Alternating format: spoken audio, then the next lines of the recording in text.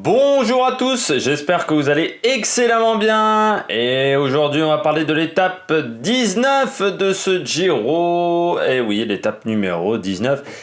Il n'en restera plus que 2 débriefs. Vous êtes déjà triste, je pense, derrière votre écran d'ordinateur ou de téléphone portable. Je ne sais pas comment vous regardez cette vidéo. Alors on va commencer tout de suite par l'étape numéro 19 et puis ensuite on parlera de l'étape numéro 1. La grosse étape de ce Giro, l'étape la plus dure. Alors, hier, on partait de Trévise pour aller du côté de San Martino de Castrozza, 155 km.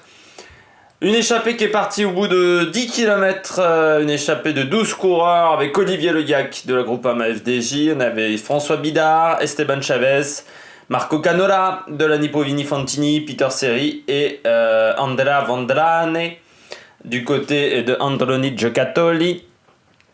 Échappée qui a très vite eu beaucoup d'avance. 40 bornes de l'arrivée, ils avaient plus de 9 minutes d'avance. Donc le peloton ne s'est pas affolé aujourd'hui. Et puis beaucoup d'attaques dans le final. Une première attaque, c'était Manuele Boiro de Astana, qui part à 30 bornes de l'arrivée à peu près. Et puis le peloton se regroupe. Et puis à partir de ce regroupement, il y a eu beaucoup d'attaques. On a eu une attaque d'Olivier Le Gac, on a eu Canola qui est resté un long moment en tête dans la dernière montée. Et puis ensuite on a eu Bidard et Peter Seri qui ont tenté de revenir sur Canola. Ensuite ils ont été récupérés par Chavez et Vandrane. Et ils ont récupéré Canola, derrière derrière Le Gac n'a jamais réussi à revenir, par exemple, ou Boiro, ou Marcato également, qui était dans ce groupe, lâché très vite. Et puis à la fin, à 3 bornes de l'arrivée, Chavez place son attaque décisive, qui lui permettra de s'imposer du côté des leaders. On n'a pas eu de gros changements hier. Le Français du jour, François Bidard. Bon, Olivier Le Gac a eu un peu de mal dans la montée, il a fait des efforts souvent dans le mauvais timing, Olivier Le Gac.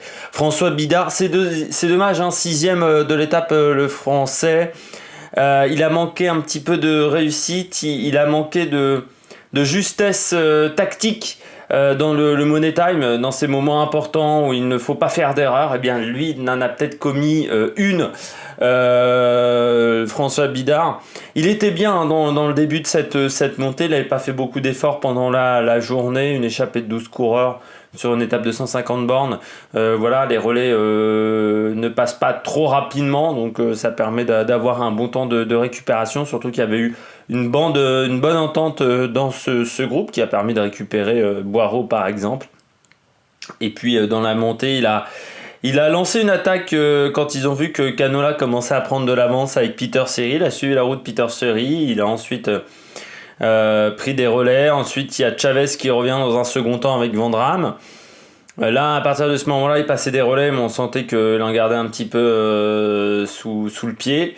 Et puis à 5 km de l'arrivée, il y a Chavez qui multiplie les attaques. Et puis lui, il va se mettre en dernière position derrière Canola, alors que Canola était complètement cuit.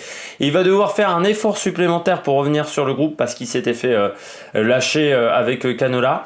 Et là, à partir de ce moment-là, je pense qu'il s'est mis en sur-régime. Il va avoir toujours du mal à revenir sur les groupes, surtout qu'il emmenait un très gros braquet. Je pense pas que c'était également la bonne solution technique. Et puis à 3 km de l'arrivée, il n'a pas réussi à suivre Chavez.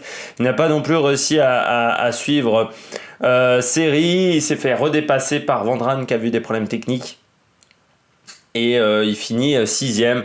Dommage pour le Français, mais il n'a peut-être pas encore forcément l'expérience sur ce type d'échappée assez nombreuses où on sait que ça peut jouer la gagne. Il ne fera peut-être pas ces erreurs-là ou cette erreur-là la prochaine fois qu'il se retrouvera dans cette situation. Attaque de Marlou! Les coureurs au top. Du côté du débrief, ça va être assez court pour les coureurs au top. On va parler d'Esteban Chavez, le vainqueur du jour, le coureur de la Mitchelton Scott. Il a sauvé la course un petit peu des Mitchelton Scott parce que depuis le début de ce Giro, c'était pas la joie avec un Simon Yates vraiment qui a connu une deuxième semaine très complexe. Pourtant, il avait bien démarré sur le premier contre-la-montre où il avait fini deuxième derrière Roglic. Mais ensuite derrière c'était un petit peu compliqué pour l'équipe australienne. Deuxième semaine complexe, et puis là à partir de ce moment-là on a pris des échappées avec Hamilton ou avec Chavez, mais il y a 2 jours il s'était fait, deux étapes auparavant il s'était fait avoir par Nico Denz, par Nance Peters. Vous l'avez fini deuxième. Là, il n'a pas voulu se faire avoir de la même manière. Donc, quand il y a Canola qui a pris 20 secondes, 30 secondes d'avance, tout de suite, il est sorti, même s'il avait quelqu'un dans la roue pour tenter de faire le jump. Ça a plutôt bien marché. Et puis après, il a enchaîné les attaques. À partir du moment où le groupe a repris Canola, il a enchaîné les attaques. Et on sait qu'au bout d'un moment, vous craquez, parce que vous êtes sur des niveaux d'intensité, des puissances en watts développées qui sont impressionnantes, même si c'est sur des courts laps de temps. Et l'enchaînement des efforts vous provoque de l'acide lactique. Et là, après un moment, vous êtes obligé de lâcher. Et tous les adversaires de Chavez ont lâché. Et lui, donc, il est parti s'imposer. Après, beaucoup disent Chavez, c'était peut-être le leader de la Michelton et c'est peut-être lui qui a déçu et pas Yates. Non, je pense que c'était Yates le leader de la Michelton. S'il avait été leader de la Michelton, il aurait eu le dossard numéro 1 dans l'équipe. Il a le dossard 7 ou 8, donc c'était pas le leader, il était là en tant qu'équipier de Chavez ou de Yates, voire leader de rechange, mais je pense qu'en plus, il n'est pas encore au top de sa forme par rapport à sa saison. Contrairement peut-être à un Lucas Hamilton, où je pense que même si Yates était tombé en première semaine, c'est plutôt Hamilton qui aurait eu ce rôle-là, plutôt que Chavez qui était là en tant qu'équipier, le coureur colombien. Et bonne nouvelle pour Chavez, parce que 3 participations au Giro, 3 victoires d'étape, c'est quand même pas tout le monde qui peut dire ça. Donc voilà, bonne nouvelle pour le coureur colombien et pour l'équipe australienne. Deuxième coureur au top, Miguel Angel Lopez, qui reprend 44 secondes sur tous les leaders. Le seul coureur leader qui a entrepris des choses dans cette montée finale, eh bien ça a fonctionné pour lui. 44 secondes, alors on va peut-être dire que c'est pas grand chose. Ouais, mais il revient à 25 secondes de Mollema pour la 5e place, pour un top 5, donc ça c'est intéressant, surtout que Mollema demain on ne sait pas quelle va être sa fraîcheur physique. Et puis voilà, il se rapproche un petit peu au général également d'un Carapaz, d'un Roglic, d'un Nibali, et demain on ne sait jamais. Son équipe est costaud autour de lui. Si il y a des coureurs qui sont vraiment en méforme demain et que lui est en très grande forme, pourquoi pas aller chercher le Giro? Ça semble compliqué, mais pour chercher le podium, ça semble jouable par rapport à des coureurs qui ont l'air en bout de course, comme Primoz Roglic. Donc, bonne idée de Lopez d'avoir attaqué dans le final et surtout d'avoir repris de temps. Et puis il a conforté son maillot blanc. Maintenant je pense que ça va être difficile, que ça soit pour Sivakov ou pour Hugh Carty, d'aller le chercher pour le maillot blanc. Les bonnets d'âne, on va commencer avec Andrea Vandrane et il va être frustré, le coureur italien. Deuxième de l'étape à 10 secondes. 3 problèmes techniques dans la même journée pour Vandrame, 3 soucis, même j'ai l'impression, de dérailleur. Là c'est beaucoup trop.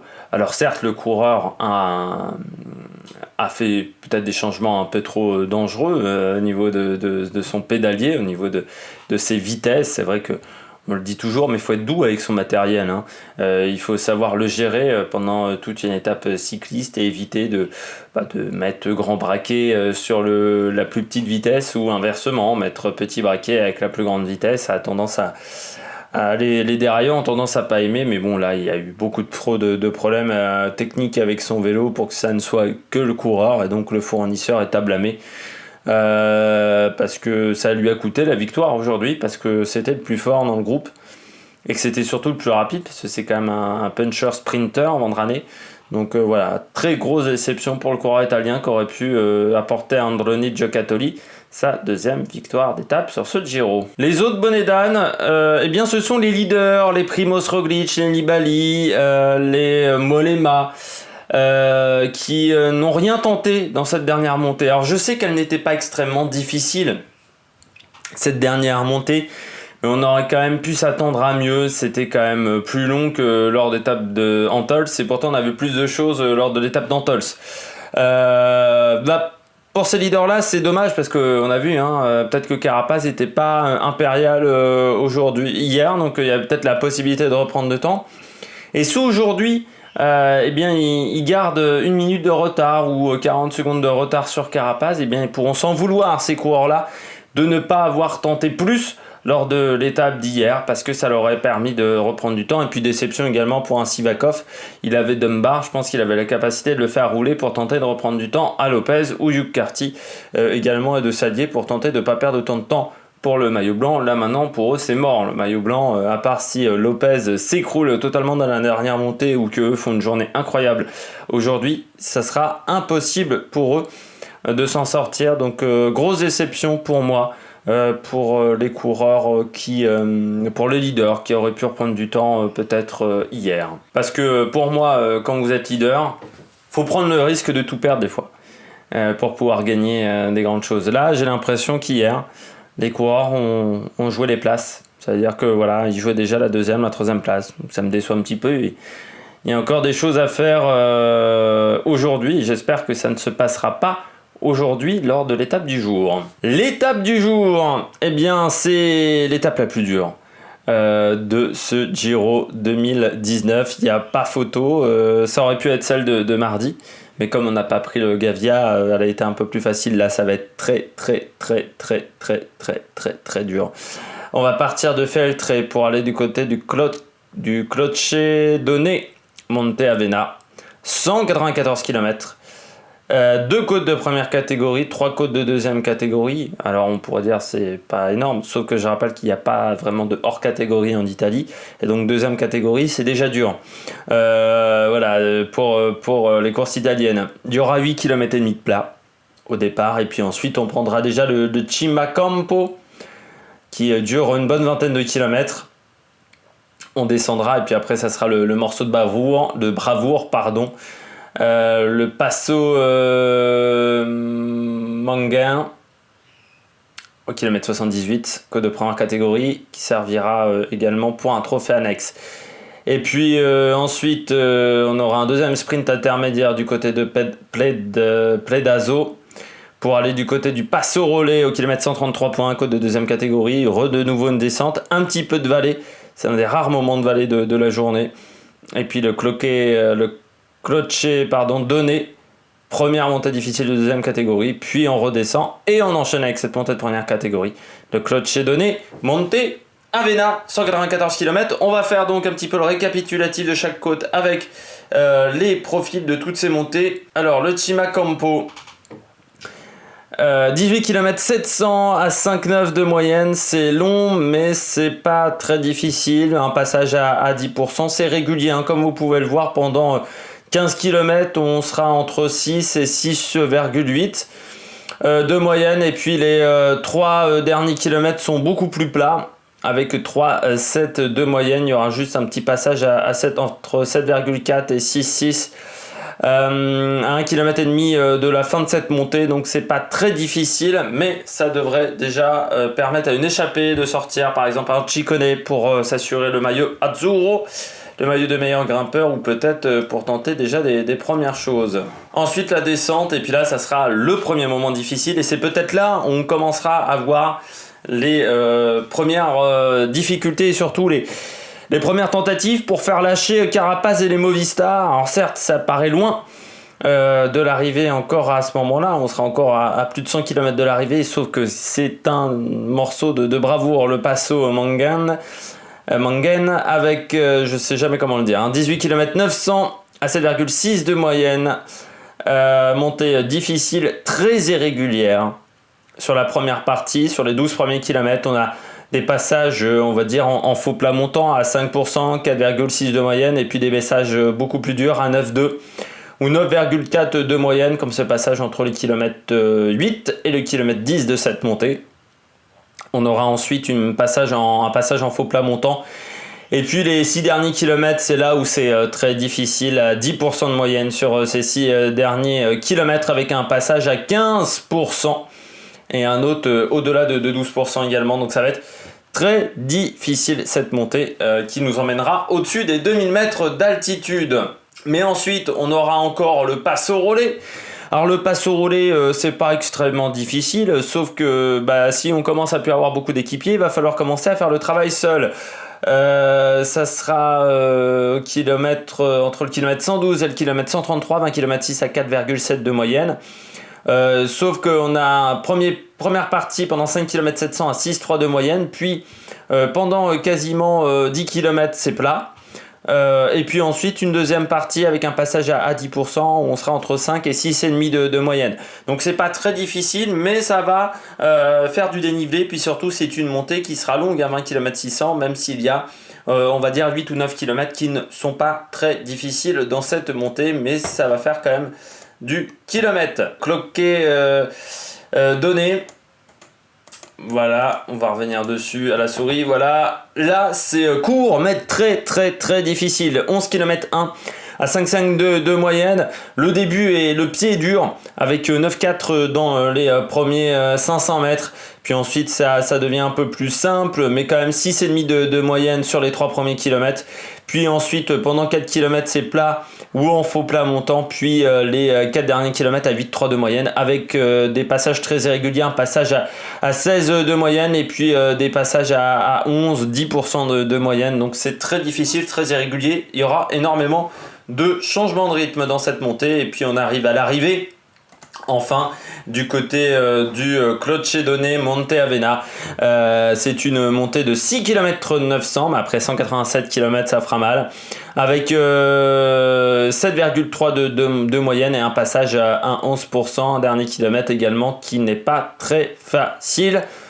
Donc voilà, à la fin de la journée, on aura les écarts avant le contre-la-montre qui pour moi ne changera pas grand-chose sur le classement du top 5. Je pense que les écarts ont été faits après cette journée, enfin je l'espère. Les pronos pour cette étape, c'est forcément des favoris. Alors j'ai mis Nibali, pour moi il est très bien entouré et c'est le seul qui voudra tout perdre pour gagner ce Giro.